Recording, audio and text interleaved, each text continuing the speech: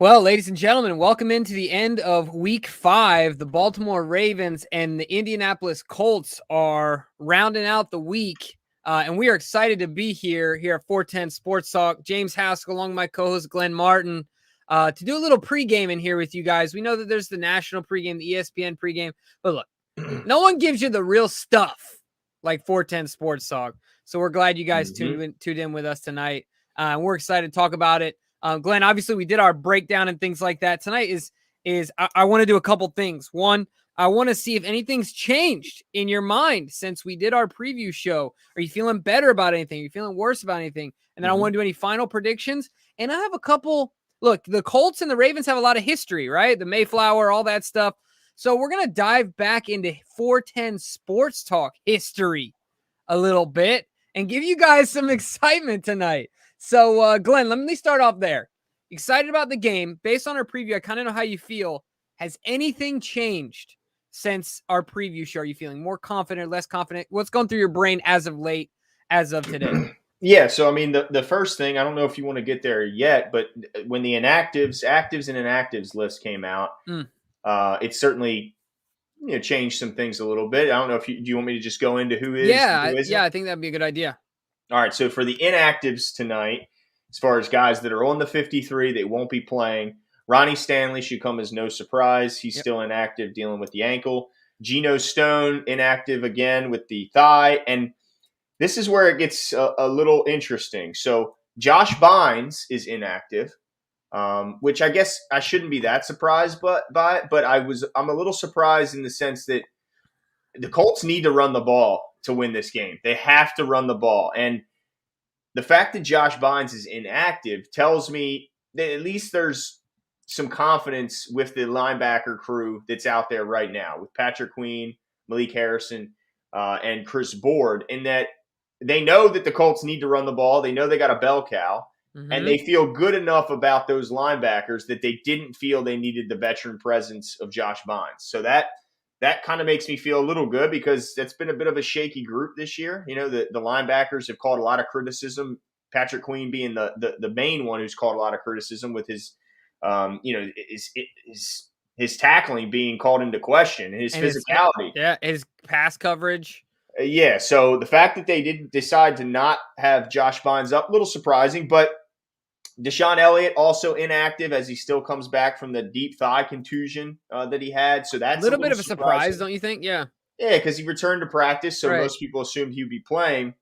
But the big one that gave me a whole bunch of confidence that is active is Big Al, Alejandro Villanueva, continues the streak of not missing a game in the regular season in his career. For the sake of humor, I thought you were going to say Miles Boykin was giving you a lot of confidence. No, I can't say that. But he also active. Ardarius Washington, a guy you liked a lot, and he's been in and out. Some games active, some games not, and he will be going tonight. And also, Brandon Stevens will be playing in place of Deshaun Elliott. So yeah, I mean, I think that I don't like that too much, man. What's that? I get nervous with Brandon Stevens back there these days, man. Well, I mean, look, you got to go through growing pains for every young player. And you're right. These are his growing pains. So I guess we can always assume that every week he's going to get, a little bit better, right? Yeah, I mean, that's all we can assume. And the other name, of course, we haven't talked about, we've seen in the comments a little bit, that is inactive, that we weren't 100% sure about, of course, is our number one pick, Rashad Bateman. Yeah. Are you happy they're taking the safer route? Or does it give you any cause to pause about, maybe there was some, I mean, we haven't heard any reports, right? This is all speculation. Maybe there's a little bit of a setback or something like that. Or you think it's just about, okay, if he's ready to go, give him one more week. Do you think that's what it is? Yeah, I think they're just doing the cautious approach here. Yeah. They've had some scenarios where the guys came back from injury and had either a different injury that you could maybe attribute to, the current injury, and they kind of leaned on another part of their body, and that's why that. So they've had some issues where they may second guess in hindsight, may let them know they might have brought a guy back a little early. So I think they're just taking the cautious approach. But I think it's the smart approach because look, next week they got to play the Chargers, and if anyone watched the Chargers and Browns game, then they'll know that They are a problem. they are. Look, the Browns had 500 yards of offense. They scored 42 points, and they had 0 turnovers, and they lost the game. Oh, my So you're gosh. going to need to score next week, and you're going to need to score in bunches. So while you don't want to overlook a team, and certainly the Colts could come in and win this game, it's obviously possible. I think they're looking on the horizon and thinking we're definitely going to need them next week. And we're on a short week. So let's make sure, everything is healthy. He has another week of practice under his belt, rebuilding that chemistry that he had with Lamar in the early parts of camp. I don't think there was any setback or anything. Obviously, from the reports that he was in warmups during tonight's game. So I think he'll be out there next week, and I'm happy that they took the cautious approach. Yeah, no, I'm with you 100%. The other thing I want to talk about. So yeah, the only surprise. I'm all over the place here. It's almost game time. Hold on for a second, folks. Bear with me. Alejandro Villanueva is back, and I'm excited about that, but I am concerned about how effective he will be now that he's back.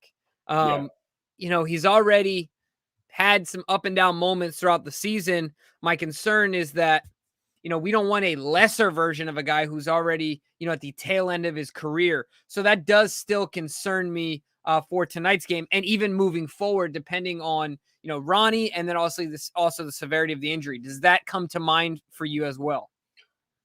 It was a worry until I saw this list. And the reason it became a less of a worry is they only activated Andre Smith out of their tackles from the practice squad. They only chose Andre Smith. They had other tackles on the practice squad. And I think if there was more of a concern that Big Al wasn't going to be able to get through a whole game, they would have brought up 2 tackles rather than just the 1.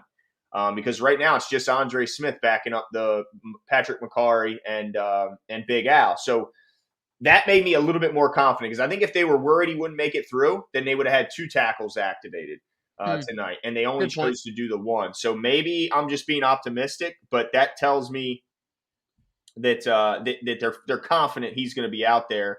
And now, so tonight, also, because there's a lot of questions in the chat here. Lev Bell is not active tonight. Right. Lev Bell was not elevated from the practice squad like he was last week. So tonight, the running backs are Latavius Murray, Tyson Williams, and Devonta Freeman. So my offensive breakout player is shot. And I told you this. It was my warning to you when you chose him that we don't know if he's active. And you admitted it yourself. You were a little overzealous here going with Lev Bell.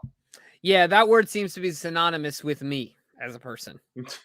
I get a little overzealous, certainly.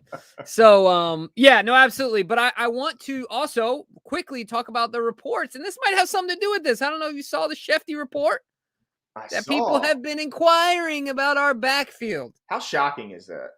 I mean, it's so much credit to the Baltimore Ravens, right? That this is a patchwork running back room, and all of a sudden people want at it. Now, I personally didn't see any specifics as to what guys.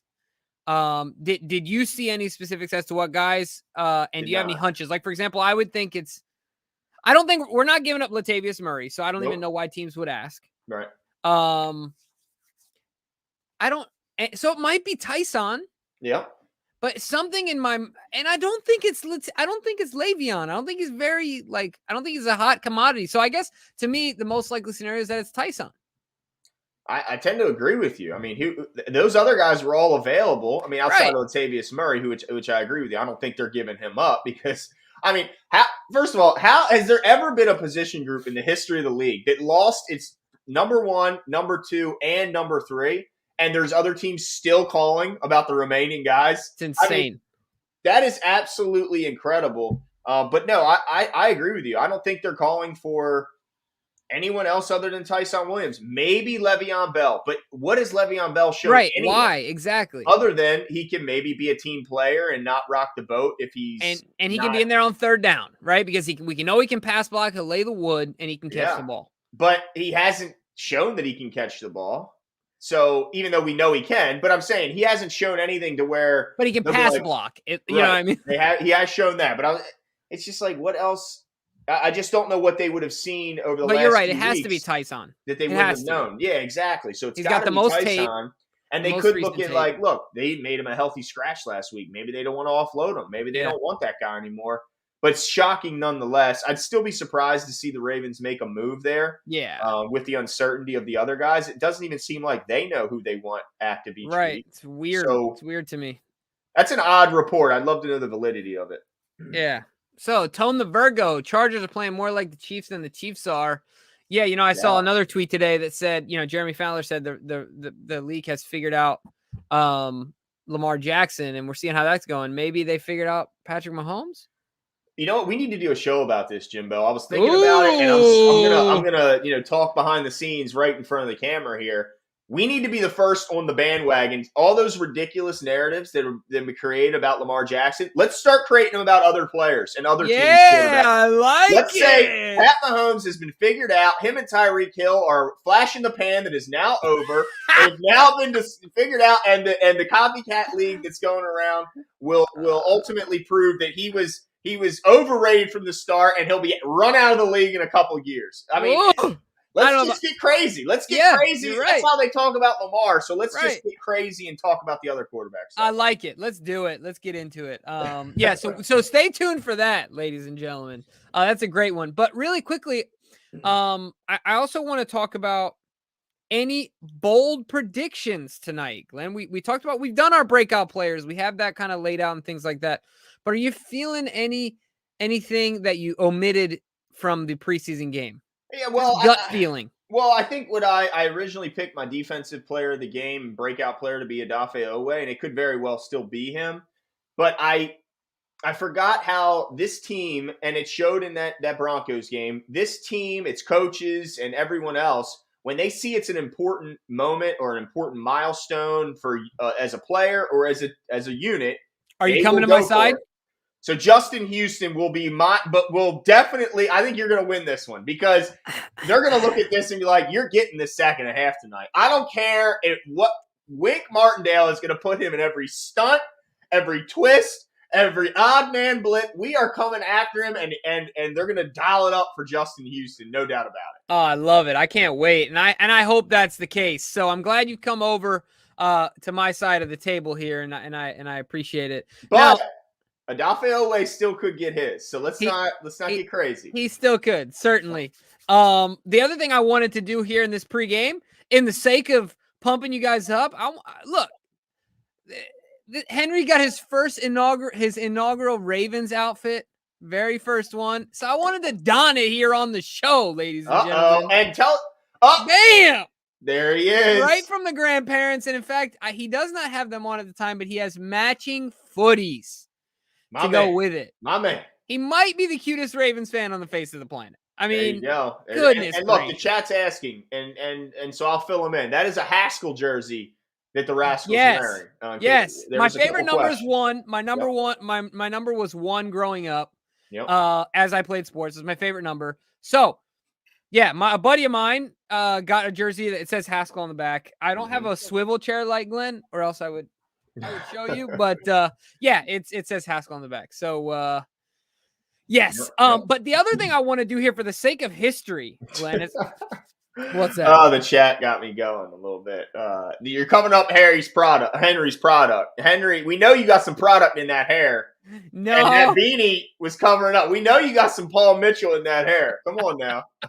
No, none of that. Certainly not yet. But that'll be up for him. That'll be up for him to do. I ain't doing all that. But I say that now, right? Yeah. You'll be doing it. You'll be doing it. But this is what I want to do as well. We know the history between the Ravens and the Colts, and it's worked out for everyone except the Browns, of course, who didn't work out for them for a long time. I see what you're saying, Jimbo. But look, my father is an old school fan. Fair enough. And to him, the horseshoe still belongs in Baltimore. He still thinks it's the greatest, logo in sports, and he's still not over the fact that it's not here in Baltimore. But he's a Ravens fan. Of course. But yes, so the reason I said it worked out for everyone is because I like our ownership better than the Irsay's. Oh, hell yeah. So I guess when I say it work out for everyone, it worked out for us. I guess, yeah. I see. You see what I'm saying? And they did have Peyton Manning, so look, let's not lie. It worked out for them too. Right. And the other point is that the team that it really didn't work out for was when Art Modell left and the Browns, that's the only team that got the short end of the stick there. Oh, yeah. But they got to keep their logo. They got to keep their records. They got to keep that so you're opening up a wound here, a Oh, secondhand geez. wound from my But I want this to be older. a happy peek into history, Okay, okay? let's do it. So this is what I'm going to do, ladies and gentlemen. And also, based on the fact that, thank you, huge shout out. We passed 6,000 subs this week, just 2 days ago. Thank you so much. We appreciate it. DK in the background, thank you so much for the support, Yes. all you guys. But what I want to do is I want to go back in history and show you where it all started. All right. I'm going to show you where it Oh started. no. Do you have some type of old photo of me? No. Okay. It's not anything too disparaging. Okay. But it is, ladies and gentlemen. Can you see my, let's see when you can see my screen. It is our very first show. Wow. On YouTube. Let me know if you get this volume. Astros are just cheaters. It is what it is. Tell me what you think about it. Can you hear any of this? Oh, I can hear it. I can. All I know is I see my profile, and I was a disaster. Obviously wrong. The only response, the only I love this way to try and mend. Oh this my goodness! To kind of heal this wound. So I just briefly did something wrong. Briefly wanted to peek back in history. I won't do it too long. You know what? I'm gonna dig. Now that you did this, I'm gonna dig for some pictures of us as kids. Oh, nice! Do it. I'm gonna dig. There's got to be some out there. But know that wasn't. I wasn't trying to. I was just trying to say where we've come from. Yeah, that's to where we are now. So hold the embarrassing photos. There was no attempt at embarrassment. Look, if there's anyone who's going to be embarrassed by those photos, it's going to be me, Jimbo. Okay, it's going to be old long neck over here. There's no doubt about it. But I wanted to quickly go around to what the other teams in the division did this week because there's a big opportunity, Ravens fans, this weekend. Hold on, but before we do that, I want to take a second here. Okay. I want to do that because I agree with you, but I want you to give everyone really quickly your best memory of the first season. Now that we've starting to come full circle, we've kind of made it. We've got a little sponsors. We're just dipping our toe in the water. Made it, right? We haven't made it, but you know what I'm saying. We got some subs. Like we got all right. We got all you guys out there watching. Tell me, Glenn, what's your best memory of the first season? Well, I'll say this. I liked when we were in the same room together. I think that brought something to it, having to sit across the table and have a conversation face to face. I think it adds something to not just the flow and cadence of the conversation, but also, you can gauge you can shoot, each other a look. You can do certain things. If we have a guest on, we can talk amongst ourselves secretively. If we need to, ask about a question, if we want to do anything like that, we could do all that since we were face to face. I could have your parents' dog when it would surprise me by coming under the table and scaring the hell out of me because I didn't know there was anything else in the room, and all of a sudden there's a little creature at my feet. I could hear obviously nothing is better than when we heard your dad doing his trampoline training above us, and I thought it was you. I thought it was him and your mom having an afternoon delight because it sounded an awful lot like a bed squeaking when your dad was jumping on a trampoline, which I did not know was an indoor activity until that day. I thought trampolines were outdoors only. So, there's a bunch of good memories from back in the day. But yeah, I think if I had to pick one, it would be the trampoline training session that surprised us both. That was a great one. Certainly, that was our original studio at my parents' residence. But the one I'll say was my favorite one was, and guys, trust me, it is worth the 5 minutes to look up. We started originally as a podcast for the folks that started with the show from the very beginning before we moved to YouTube. And we used to, as the loser for the Pick'em challenge, have to serenade each other with song, with the spoken word, with song, the sung word. Anyway, Glenn sung an Usher song to me. What song was it again? Which one was it? 7 o'clock on the dot. I don't remember the name of the song, but you guys know. My gosh, that was my favorite memory. I literally left that day and my cheeks hurt so bad because I was laughing. I went for it, folks. He seriously went for it. Yeah. It was a great one. So anyway, just want to say big thank you to all of you guys that have been supporting the show. We appreciate it. The more you guys continue to support it, the more there's going to be a 410 Sports Talk, because the more availability we'll have to make shows and put things out there for you guys. So thank you so much. Thank you. Yeah, that's right. Now we got a good producer as well. DK in the house. That's right. So thank you so much. But anyway, let's get back to it. Enough of the fuzzy stuff. Thank you guys. We appreciate it. And hoping for 10,000 subs by the end of the season. Yeah, that's right. That's the goal. But okay, so I wanted to take a trip around the north because there's a big opportunity tonight for the Ravens, right? There was a kind of a log jam at the top of the AFC North with 3 teams all tied at the top. And now things are starting to gain a little bit. There's a chance for the Ravens to get a little bit of separation. Okay, so going into the week, the Ravens, the Bengals, and the Browns were all tied at 3-1, while the Steelers were sitting in the bottom in the basement at 1-3. So if you look around the games yesterday, as I mentioned a little bit earlier, the Browns lost an absolute barn burner of a game to the LA Chargers, 47-42, in a game in which it should come as no surprise to Jimmy. They pulled Eckler. The defenders actually pulled Eckler into the end zone. That way the offense could get the ball back with a minute and a half remaining, only down 5, rather than allowing the Chargers to just kneel it out inside the 5 and kick the game-winning field goal with no time left. But Baker had the ball with a minute and a half left, and what did Baker do, Jimbo? He did what Baker always does. He doesn't get the job done. So while he had a great game, and if you look at statistics, he looks like he had a fantastic game, 300 yards, 2 touchdowns, no turnovers, but couldn't get it done in the crunch time like the great ones do. So they fall to 3-2. And then the Bengals, I mean, you want to talk about a wild game. They lost to the Packers 25-22 in overtime after both kickers took multiple opportunities to win the game, and they blew all of them. I mean, you talk about Mason Crosby missed 4 consecutive kicks, including extra points and field goal attempts, only to finally make the game winner in overtime. So thank goodness for Justin Tucker. Thank you, Justin Tucker, because the Bengals had multiple opportunities to win the game. The kicker couldn't do it. The Packers had multiple opportunities. The kicker finally did it. But the end of the story is, the Steelers won too, which, by the way, Vic Fangio, your team stinks. They're going to be dead last in their division, and you just lost to a Steelers team with the crypt keeper at quarterback. You should be ashamed of yourselves with Teddy Bridgewater in there. But anyway, that allows the Ravens to have a golden opportunity to win tonight and have sole possession of first place in the North. Yes, I agree with everything you just said. In fact, so let me say this. Because I saw that midday today and I started to think about that, and I said, you know what? That's what's got me even more concerned about this game.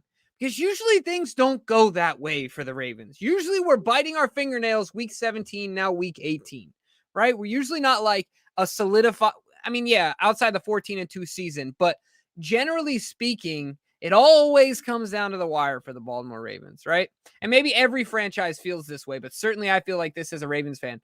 And so wouldn't it be un-AFC North-like and un-Ravens-like to take a big lead like that? Now, I also have to admit that the Lamar Jackson era is still new, right? Mm-hmm. Relatively speaking. I know that, he's been here for a few years now, but it also might be that it's a new feeling to me because Lamar's still a relatively new, it is his 4th year. It's not like he's been around for 10 years at this point. So I totally get it, and I hope that happens. I feel confident we'll win tonight, but there's a little part of me in the back of my head that says, man, it never turns out that well.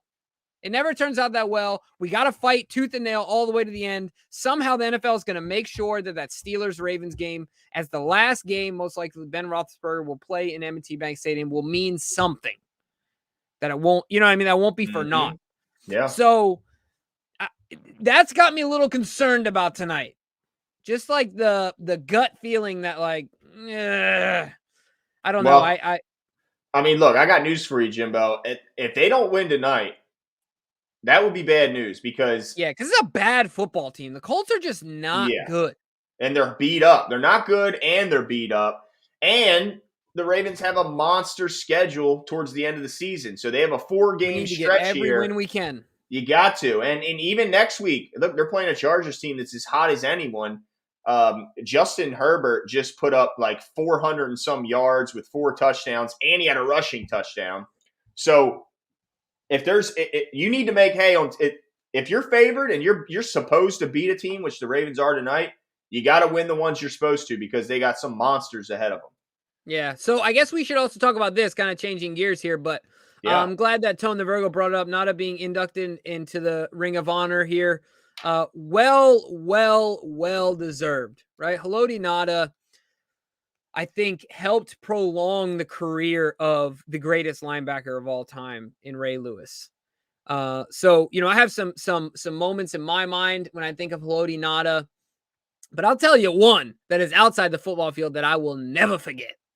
I went to school out at the University of Utah, and of course, he's from Salt Lake City. In fact, I coached lacrosse at Highland High School, which is where Haloti Nada went to high school.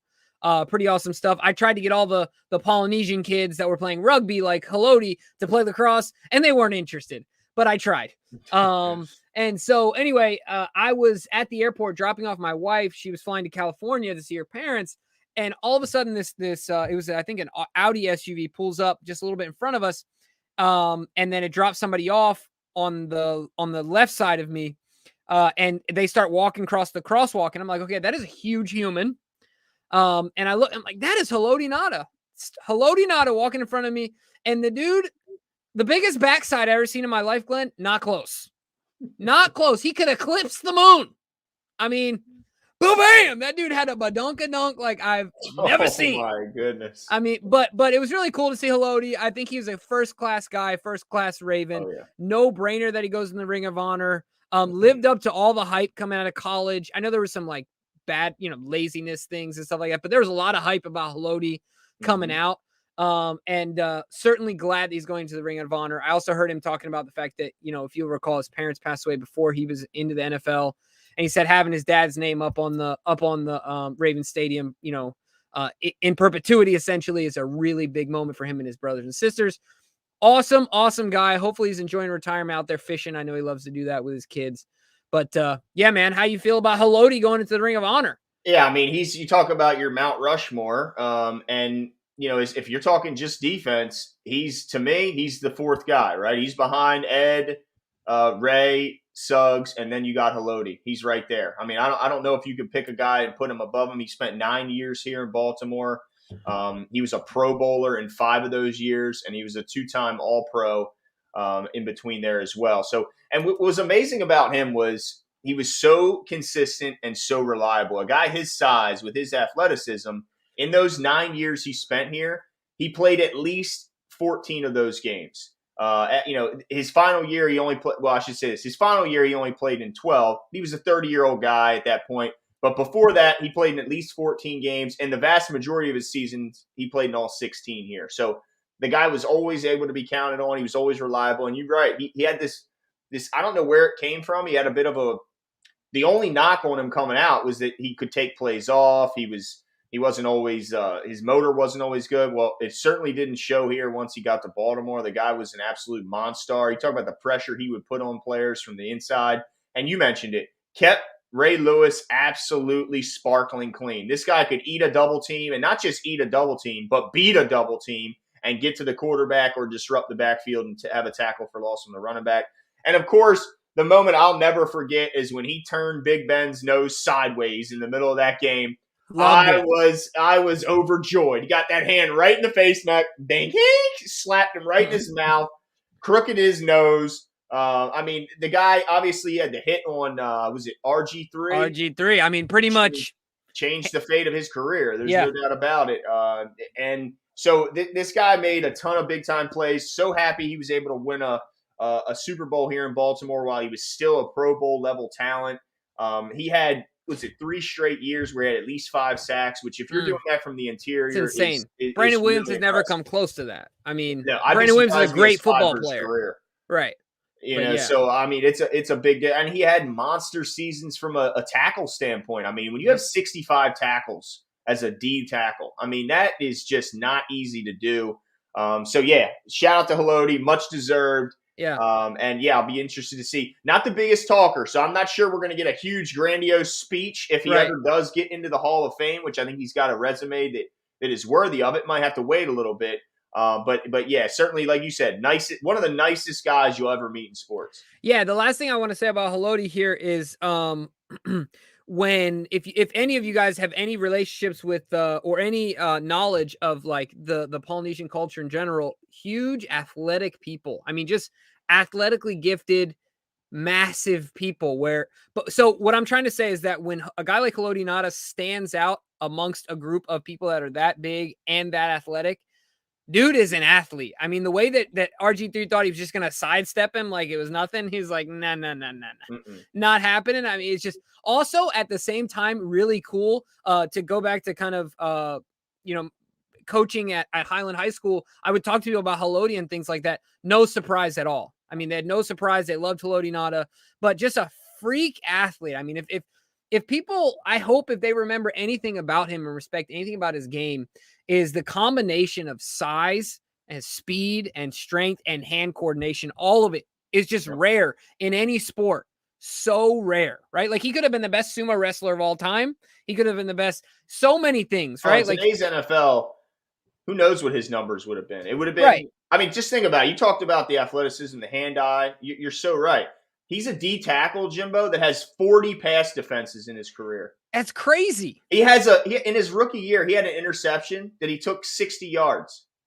He has 5 picks in his career as a D tackle with 32 and a half sacks. The guy could do everything as a D tackle. Yeah, he could have been a pro rugby player. Oh, no doubt. I mean, no doubt. Dude was just ridiculous. So yeah, shout out to Haloti.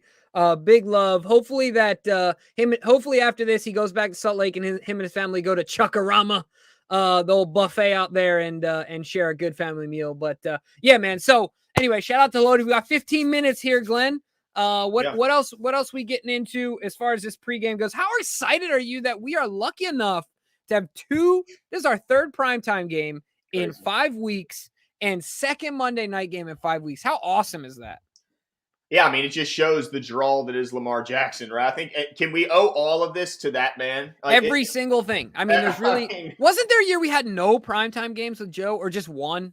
It's probably just one. I think we've always had at least one. It's usually a road Pittsburgh game is what it used to always be. And I know John would get furious. He's like, what do we have to do to get a home nationally televised game? It's like, but yeah, I mean, absolutely. I think I think it's all credited to Lamar Jackson and the exciting brand of football he's brought back to Baltimore.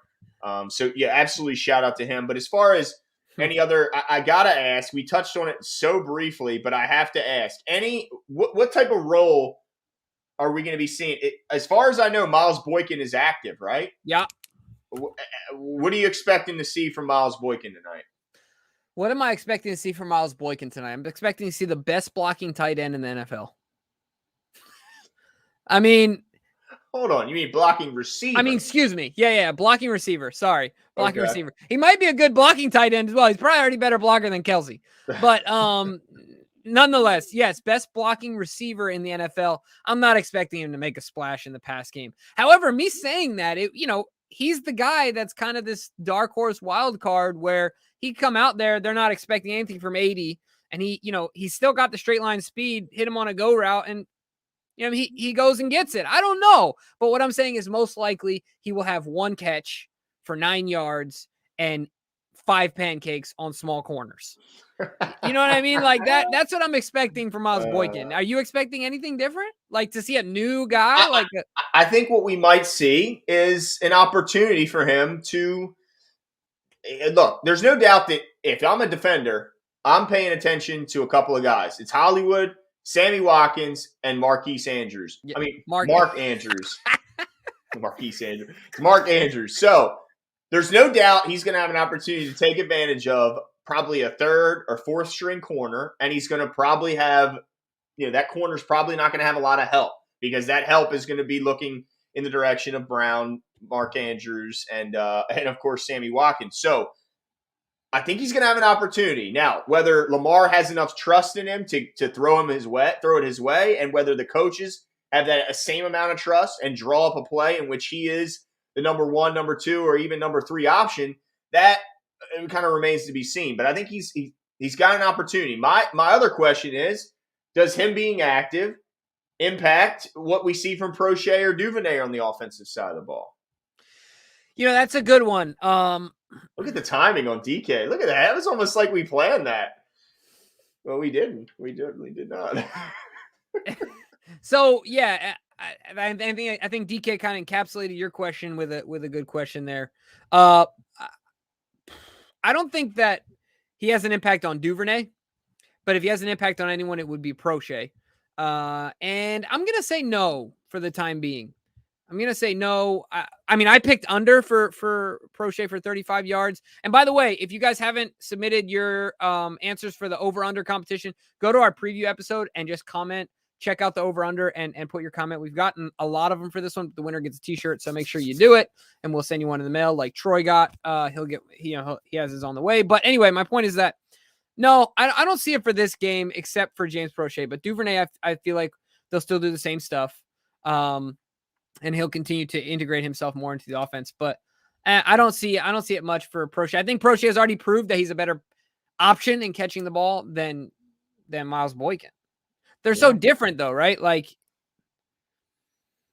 I mean, one's more like a third down chain mover, and the other, in theory, should be your deep ball and 50-50 outside guy. threat. Yeah, I mean, they're really not the same player, but it's at the same time, you only have one ball, and you can only target one guy at a time. So I just hate for Prochet's sake for him to finally start, kind of looking like he's coming out of the shell and becoming a part of this offense and able to show what he can do. And then here comes Boykin, and then we know next week. Well, we think next week Bateman's coming, right? And I think Prochet, unfortunately, is going to end up being the guy because you said it. Duvernay's not going anywhere because of his return ability. The guy leads the league in punt returning, so he's always going to be active. Now he is fearless with the ball in his hands, man. Exactly. I mean, he's your emergency running back in a sense that he's got a lot of experience at that spot back in his older days. So I just don't see Duvernay maybe lose a little bit offensively, but he's always going to be active. But Prochet, I don't know what happens to the guy. Yeah, I'm with you. It's really gonna be interesting there to see what happens. I have a bold prediction for tonight, Glenn, because I extended you an olive branch, and I'm retracting the olive branch. I'm gonna give you my bold prediction first, and then you can, if you would like to, give us your bold prediction. Marlon Humphrey is getting his hands on the ball tonight. He's getting an interception. Okay. And he's punching one out. Oh, he's getting two. It's a twofer tonight. He's punching one out, and he's getting his hands on the ball. Like I said, Carson Wentz is going to do a little hero ball, and I'm going to add to that. Look, I got the crystal ball in front of me right now, so I'm seeing it all. Calais Campbell's getting a sack tonight. I think that Justin Houston is also getting to his 100 tonight. That's 1.5 then. Yeah, 1.5, and then Calais, still. Okay. Yeah, and then I also think, so to cap it all off, Chuck Clark will lead the team in tackles tonight. Now, that doesn't shock me. Yeah, not a big shock. Last week, I think, as well. Right. And he's been our most consistent defensive player. Every game, he's been wreaking havoc. Okay, all right. Well, here's mine for the night. All right. We're going to see Tyson Williams show out tonight, okay? Look, and I know DK has some statistic. The pecking order that is in warm-ups reads as such. In pregame warm-ups, at least, Latavius Murray, Tyson Williams, and then Devonta Freeman. That is the order, is at least in the way that they're warming up. And I think that is the order in which how we'll see the carries distribute. I think Latavius gets the most, then Tyson is kind of pretty close second, and then Devonta Freeman is more of an afterthought, in my opinion.